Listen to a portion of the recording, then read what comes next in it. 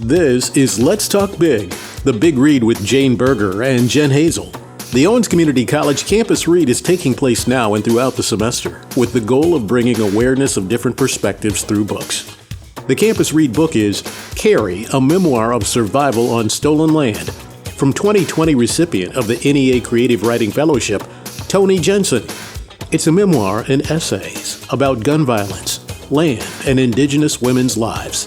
Now sharing passages, topics, and events related to the book, Carrie, a Memoir of Survival on Stolen Land, is Owens Community College Director of Library Services, Jane Berger, and Professor of English, Jen Hazel. Welcome back, everyone. I'm Jen Hazel, and I have with me Jane Berger. And today, we're going to do one of Jane's favorites. We're going to have a passage, and then we're going to do a preview of an event coming up on Monday that you cannot miss. Absolutely. We had a preview last semester, and it whetted everyone's appetite, so definitely not to miss. All right, here we go. It's a passage from Carrie, a Memoir of Survival on Stolen Land by Toni Jensen. There's so many themes in this book, and we've talked about a couple of them already. We're going to start this passage that addresses a different one. Does a domestic violence bullet enter the body and exit differently than a regular bullet? What is an irregular bullet? If the move toward the language of domestic...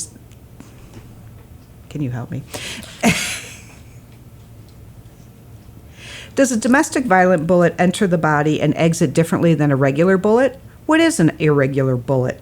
If the move toward the language of domesticity is a lessening, a demeaning of sorts, then what is the language of violence about race? An escalation? A shout to the whisper of the domestic? Don't mistake me. I'm not advocating here for more whispering. We have all of us been quiet too long at such a cost.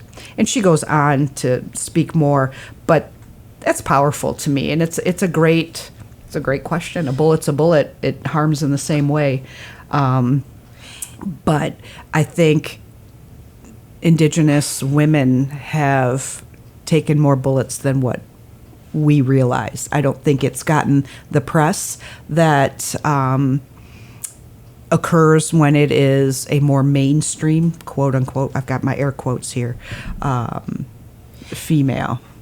Jen looks like she's cogitating something here. First of all, Jane, can you tell us what chapter and maybe that's in so someone can find it roughly if they're looking? Yeah, chapter 3, page 37.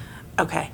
So I think is that really that first sentence? Again, will you read that first sentence again that you read? You betcha. Does a domestic violence bullet enter the body and exit differently than a regular bullet? So it's interesting because I could say yes and I could say no. Mm-hmm. And I think I lean more towards it's hard. I guess because what I'm thinking in this moment, and this is very fresh, because I don't remember contemplating this the first time I read the book. Right. Well, and every time I think we pass through, at least for me, every time I pass through, I get more questions that come up, and I notice different things. It's sort of like watching a movie a second time. You pick up on things that you missed the first time. Absolutely. And I think what's interesting is I think there's so much behind that, but in different ways. It's like if someone is in a crowd and they're shot, it's like this innocent person in a crowd. Yes. Domestic violence, there's so much more behind that bullet. There's emotion. Right, and anger, and it's not random. I mean, this is definitely that was somebody thought about, and in the heat of an argument, a horrible disagreement, something maybe that has been going on for a long time, and somebody just hit their limit.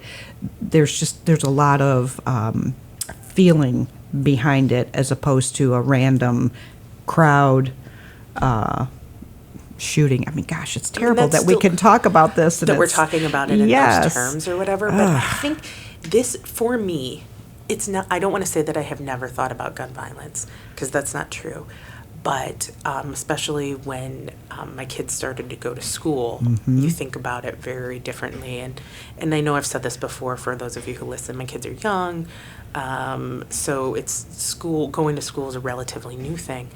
But thinking about it in those terms, even breaking down more, like this book has had me confront things that are quite scary that I haven't given a whole bunch of thought to. And thinking about that statement in those terms is really almost like, I don't know, I think it is different. And there's differentness behind, I think they are different. I don't know if it means more, but I think it's different, and there's different stuff.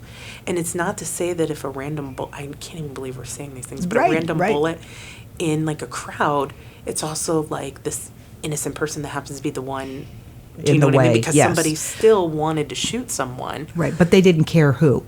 Right, and then this is like, I completely want to. And then even what you were saying too, like the background of thinking about, I think you're very right, that I don't think we understand as non-Indigenous people, Jane, the scope of what Indigenous women have experienced with that. Right. And I think she does a really good job of bringing those issues to the forefront. Depending on how far you are in the book, there are so many things that happen. Trafficking, for one. I didn't realize that trafficking was higher in percentage of Indigenous women than any other population. I also didn't look at the connection between some of the big national construction projects, such as fracking that she talked about. And when these companies move into areas, they're pretty much areas that have been populated by Indigenous populations, and they take advantage of these women. You certainly don't read about that in the news. You certainly hear about the fracking and the people who are outraged and are protesting against that process. You certainly don't hear anything about these young girls and women who are sold, basically, put out there for these men to occupy their free time. I just can't even stand to think about it.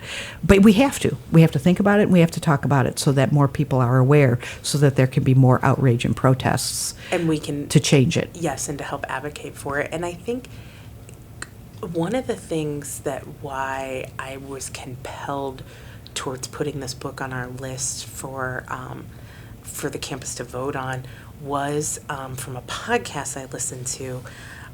Connie Walker is the journalist behind the podcast. It's a Canadian podcast that I don't know that I'm going to remember the name, but Connie Walker is the journalist behind it that talks about missing and murdered Indigenous women. And on a podcast that I listened to that suggests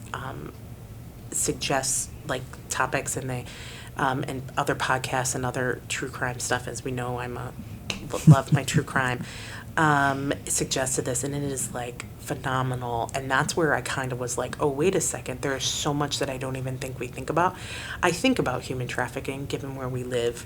Yes. Many students of mine write papers on it, explore the topic, but until this book did I have an understanding of how, like, in Canada and in other, I mean, I just how thought far about reaching it's a problem. I thought about our area, Yes. but not necessarily beyond that. And thinking about how problematic it is with Indigenous women. Now, I think this, not to cut us off, but I think we were really blown away by the passage you chose today. I know, yes. Because we're still talking. I know. We have with us a student today, Paul. He's our producer. He's filling in for Rob, so we don't have Rob sitting there but I'm imagining Rob is sitting there getting all like, red-faced, like hurry it up. you're over, stop talking.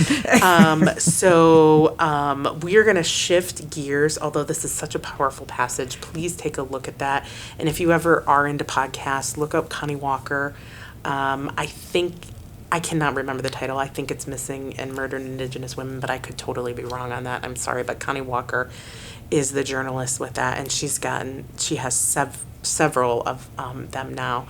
But we do want to bring your attention to And sorry for the hard sheer. Feels like a rough Shift. with this, but we do want to bring your attention to an event that we are having Monday, October 9th at 1 p.m. in College Hall 100, and it will also be live streamed. Check out our website, Jane, the website. Is owens.edu/humanities/read. For the live stream link, October 9th is Indigenous Peoples Day. And if you are unfamiliar with exactly what that is it's really a day to celebrate and honor Native peoples and commemorate their histories and cultures. And we are going to be very lucky to have two individuals who were here in the spring, if you had an opportunity to hear them speak. Mary Jane Bryant and her grandson, Jake Skaggs, are going to come, and they're going to share more with us about their history as being descendants of the Are they the Ojibwa? Ojibwa and Odabi nations. Mm-hmm. We didn't get enough of them in the spring. We needed more. So No. here they are. And they are coming. They will be with us from 1 to 3. Even if you can only come for a part of the time, please come. Do not miss this opportunity to hear them speak some more about their Indigenous heritage. It'll be amazing to hear them. Also, with that entire week on campus, we're going to be doing an advocacy project to help call attention to the National Indigenous Missing and Murdered Indigenous Women. They have a symbol that they use that is a red handprint over their mouth. We're going to be making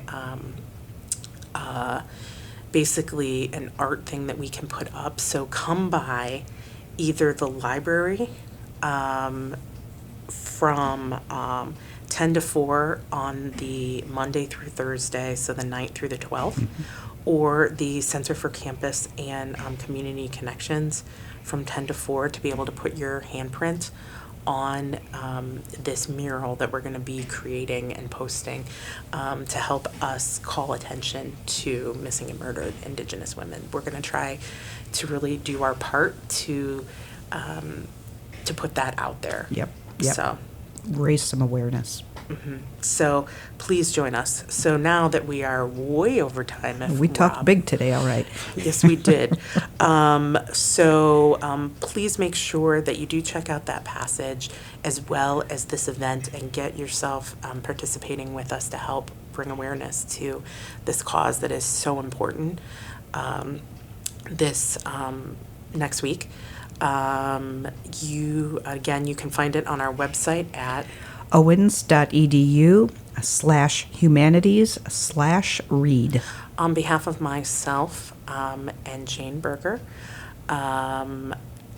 we will be wanting you to keep talking big, and you can do that by listening to us on the OCCR Outcasts College Radio on Thursdays between 7 and, at 7, 10, and 7 and 10. Or if you miss us, I know you won't want to miss us, but if you do, you can reach us on the OCCR Outcast YouTube channel as well. So again, keep talking big, and we will see you next week. Join us again for Let's Talk Big, The Big Read with Jane Berger and Jen Hazel.